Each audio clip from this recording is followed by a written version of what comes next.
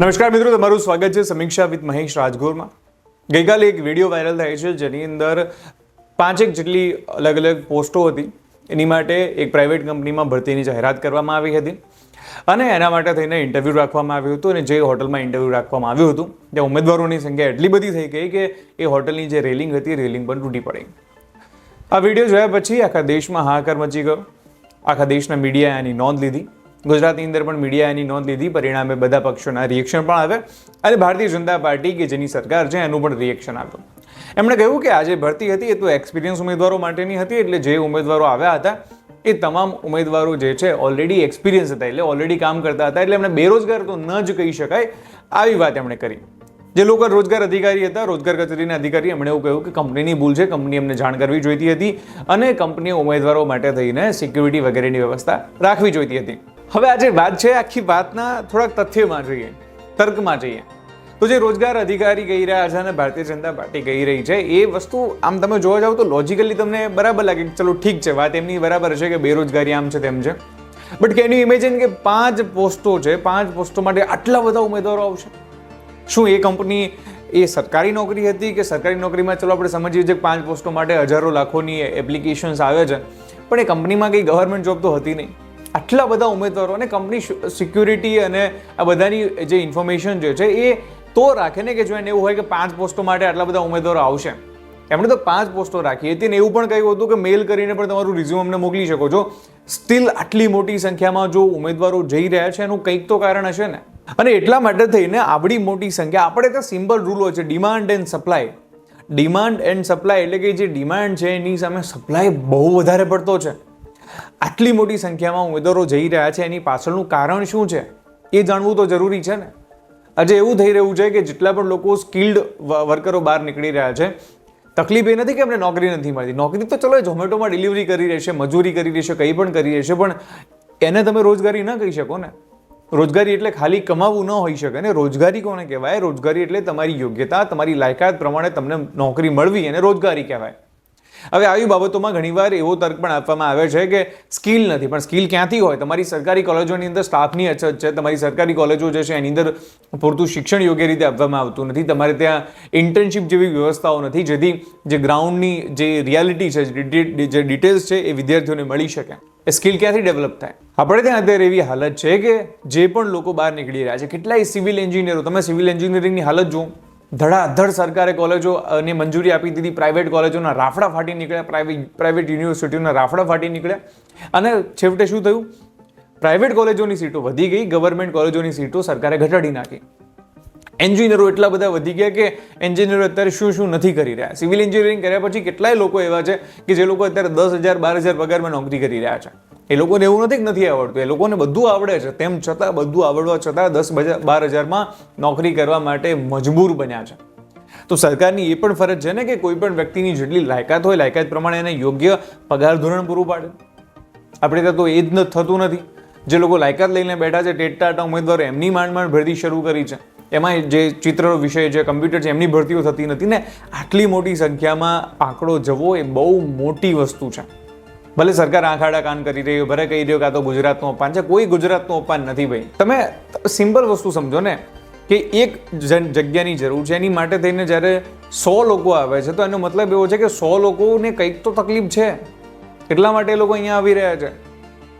જે રેશિયો હોવો જોઈએ એ રેશિયો બરાબર નથી, એ જ તો તકલીફ છે। અને તમે આને ડિફેન્ડ કરી રહ્યા છો કે એને કે એ તો ઓલરેડી રોજગારી છે, એટલે જે વ્યક્તિની યોગ્યતા, એની લાયકાત પ્રમાણે એને પગાર વગેરે માહિતી જે મળવું જોઈએ એ બધું મળે તો જ એને પ્રોપર રોજગારી કહી શકાય। બાકી ગરીબ ઘરનો માણસ છે, એને તો ગમે એમ કરીને પૈસા કમાવાના છે, તો ઝોમેટો સ્વિગીમાં ડિલિવરી કરી લેશે તો તમે શું એને કહેશો કે તો રોજગારી છે? પૈસા કમાય છે પણ એની યોગ્યતા પ્રમાણે ક્યાં કમાય છે? વિદેશ જે પશ્ચિમી દેશોની અંદર આપણા લોકો શું કામ જાય છે? એવું છે કે એમને અહીંયા નોકરી નથી મળતી? મળે છે। પશ્ચિમી દેશોમાં આપણા લોકોનું જવાનું કારણ છે ત્યાં મિનિમમ પે છે, ભાઈ દરેકને આટલો પે તો મળશે જ, તમારું સ્ટાન્ડર્ડ ઓફ લિવિંગ તો જળવાઈ જ રહેશે। તકલીફ ત્યાં છે। એક અગત્યનો નિર્ણય સામે આવ્યો છે, જેટલા પણ અગ્નિવીરો છે જે અગ્નિવીરો એકવાર એમની શિફ્ટ પતી જશે, આપણે તેવો રૂલ છે કે જે ટોટલ અગ્નિવીરોની ભરતી થાય છે એમાંથી 25% ફૂલ ટાઈમ આર્મીમાં લેવામાં આવશે અને 75% જે છે છૂટા કરવામાં આવશે. તો એ જે છૂટા કરવામાં આવેલા અગ્નિવીરો છે એમને મોટાભાગના રાજ્યોની પોલીસની અંદર રિઝર્વેશન આપવામાં આવ્યું છે અને અર્ધલશ્કરી દળોની અંદર પણ 10% જે છે અનામત એમને આપવામાં આવ્યું છે. અને કોઈ પણ અગ્નિવીર હશે તો એને ફિઝિકલ ટેસ્ટ આપવો નહીં પડે, 10% રિઝર્વેશન મળશે એટલે સીધે સીધું એ કેન્દ્રીય લશ્કરી દળો છે એની અંદર એ કામ કરી શકશે. હવે વાત કરીએ એફઆરસીની. એફઆરસી શું છે? આપણે ત્યાં 2017માં ચૂંટણી ટાણે એફઆરસી ફી રેગ્યુલેશન કમિટી બનાવવામાં આવી હતી. આ કમિટીનું કામ હતું કે દરેક સ્કૂલો કેટલી ફી રાખી શકે એના ધારાધોરણો નક્કી કરવામાં આવ્યા હતા અને સ્કૂલ ફી એક્ટ પ્રમાણે દરેક સ્કૂલોની ફીઓ નક્કી કરવામાં આવી હતી. પરંતુ આ જે આખી ઘટના છે ને, આખી એફઆરસી બધું તૂત છે. ગુજરાતની મોટા ભાગની પ્રાઇવેટ સ્કૂલોની અંદર એફઆરસી કરતાં વધારે ફી લેવામાં આવે છે અને સરકાર ચૂપચાપ મૌન બેઠી છે. પાટણની પાયોનિયર સ્કૂલ ઓફ સાયન્સની અંદર ઉઘાડે છોક જે છે એ ભારે જે છે રકમ લેવામાં આવે છે. એની સામે એમને જે રિસીટ આપવામાં આવે છે, રિસીટ એટલી રકમની નથી આપવામાં આવતી. એની સામે જ્યારે એક વાલીએ ફરિયાદ કરી તો એના શિક્ષકોએ કહ્યું કે તમારાથી થાય કરી લો, તમારાથી થાય ઉખાડી લો, કારણ કે આ સ્કૂલ ભાજપના નેતાની છે. પાટણની પાયોનિયર સ્કૂલ ઓફ સાયન્સ આ એ સ્કૂલ છે. આવી તો એક ઉદાહરણ તમને આપી રહ્યો છું, દરેક જગ્યાએ આવી સ્કૂલો પડી છે. એ લોકો ફી વધારે લે છે અને જે રિસીટ આપે છે એ રિસીટ જે એફઆરસી પ્રમાણેની છે એટલી જ આપે છે. એફઆરસીથી વધારે કોઈ પણ સ્કૂલ જે છે ફી નથી લઈ શકતી, એફઆરસીની જે ધારાધોરણો છે એનાથી વધારે. પરંતુ અત્યારે ત્યાં આ કમિટીમાં કોઈ જજ કે કોઈ ચેરમેન કશું છે જ નહીં. એફઆરસીની વેબસાઇટમાં પણ કોઈ પણ જાતની અપડેટ નથી અને બધું હવામાં ચાલી રહ્યું છે. સરકારે બસ નિયમો લાવીને મૂકી દીધા, પરંતુ આગળ કંઈ જ થતું નથી. આ મેં ખુદ જે છે ઘણા અનુભવેલા ઉદાહરણો છે જેના ઉપરથી હું તમને કહી રહ્યો છું. આવી તો કેટલીય સ્કૂલો છે કે જે સ્કૂલોની અંદર આવી ઘટનાઓ બની રહી છે. હવે વાત કરીએ ક્રિકેટની. તો ક્રિકેટમાં ચેમ્પિયન્સ ટ્રોફીમાં ભાગ લેવા માટે ભારતની ટીમ પાકિસ્તાન નહીં જાય એવા સમાચાર આવી રહ્યા છે.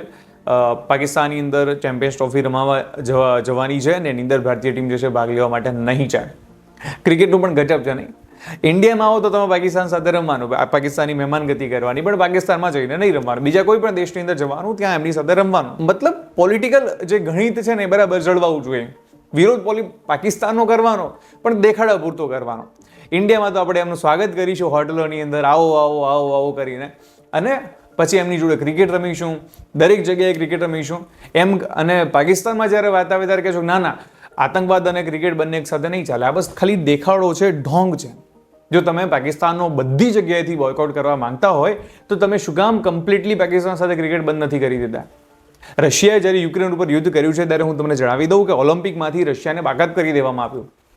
રશિયાએ જ્યારે યુદ્ધ કર્યું છે ત્યારે કેટલાય દેશો જે છે એ રશિયા સાથે ફૂટબોલ કે કોઈ પણ જાતની ગેમ્સ નથી રમી રહ્યા.